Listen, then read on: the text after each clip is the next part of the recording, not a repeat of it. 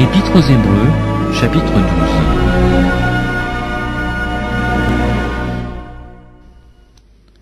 Nous donc aussi, puisque nous sommes environnés d'une si grande nuée de témoins, rejetons tout fardeau, et le péché qui nous enveloppe si facilement, et courons avec persévérance dans la carrière qui nous est ouverte, ayant les regards sur Jésus, le chef et le consommateur de la foi, qui en vue de la joie qui lui était réservée, a souffert la croix, méprisé l'ignominie, et s'est assis à la droite du trône de Dieu. Considérez en effet celui qui a supporté contre sa personne une telle opposition de la part des pécheurs, afin que vous ne vous lassiez point, l'âme découragée. Vous n'avez pas encore résisté jusqu'au sang, en luttant contre le péché, et vous avez oublié l'exhortation qui vous est adressée comme à des fils. Mon fils, ne méprise pas le châtiment du Seigneur, et ne perds pas courage lorsqu'il te reprend.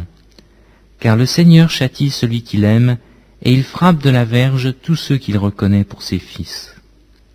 Supportez le châtiment. C'est comme des fils que Dieu vous traite. Car quel est le fils qu'un père ne châtie pas? Mais si vous êtes exempts du châtiment auquel tous ont part, vous êtes donc des enfants illégitimes, et non des fils.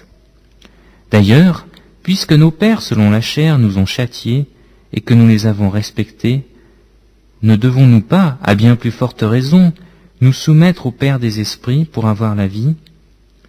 Nos pères nous châtiaient pour peu de jours, comme ils le trouvaient bon. Mais Dieu nous châtie pour notre bien, afin que nous participions à sa sainteté. Il est vrai que tout châtiment semble d'abord un sujet de tristesse, et non de joie. Mais il produit plus tard, pour ceux qui ont été ainsi exercés, un fruit paisible de justice. Fortifiez donc vos mains languissantes et vos genoux affaiblis, et suivez avec vos pieds des voies droites, afin que ce qui est boiteux ne dévie pas, mais plutôt se raffermisse. Recherchez la paix avec tous, et la sanctification, sans laquelle personne ne verra le Seigneur. Veillez à ce que nul ne se prive de la grâce de Dieu, à ce qu'aucune racine d'amertume, poussant des rejetons, ne produise du trouble, et que plusieurs n'en soient infectés. À ce qu'il n'y ait ni impudique, ni profane, comme Ésaü, qui pour un mai vendit son droit d'aînesse. Vous savez que plus tard, voulant obtenir la bénédiction, il fut rejeté, quoiqu'il la sollicitât avec larmes, car son repentir ne put avoir aucun effet.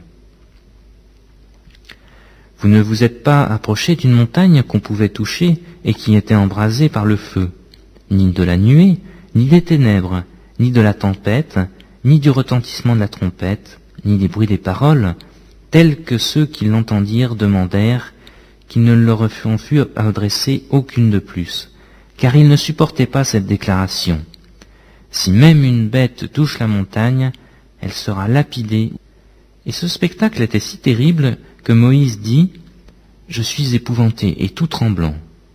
Mais vous, vous êtes approchés de la montagne de Sion, de la cité du Dieu vivant, la Jérusalem céleste, des myriades qui forment le cœur des anges, de l'assemblée des premiers-nés inscrits dans les cieux, du juge qui est le Dieu de tous, des esprits des juges parvenus à la perfection, de Jésus qui est le médiateur de la nouvelle alliance, et du sang de l'aspersion qui parle mieux que celui d'Abel.